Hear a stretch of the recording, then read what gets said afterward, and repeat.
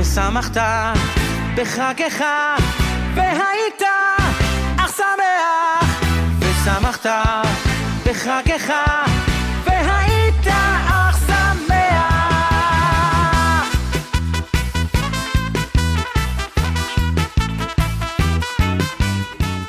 Welcome to the Shar Zedek Sukkah and to the Shar Zedek Sukkah Hop.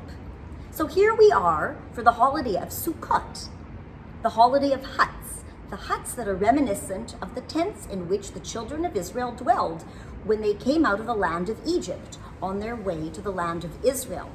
It's also known as Zman Simchatenu, the time of our joy. We've just come out of the difficult time of Yom Kippur, and now is a time for rejoicing. Another name for this holiday is Chag HaAsif, the harvest festival. This was a time in the land of Israel where people would go up to the temple and bring the first fruits of the harvest. Traditionally, people will build a sukkah right after the fast of Yom Kippur. It requires a minimum of 3 walls and a roof from which you can see the stars to remind us that this is only a temporary dwelling which will come down at the end of 8 days.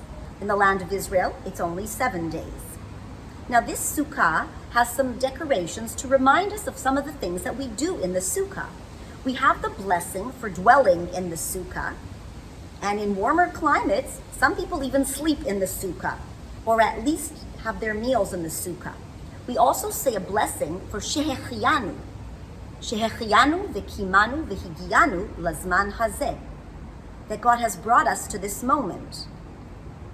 Then we also have a blessing over the lulav and the etrog. Here I have my etrog and my lulav in the sukkah with me.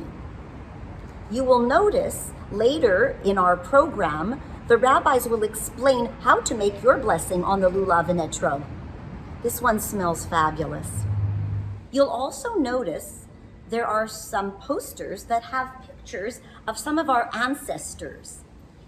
Traditionally, we invite the ancestors, guests, or ushpizin to join us spiritually and symbolically in our sukkah.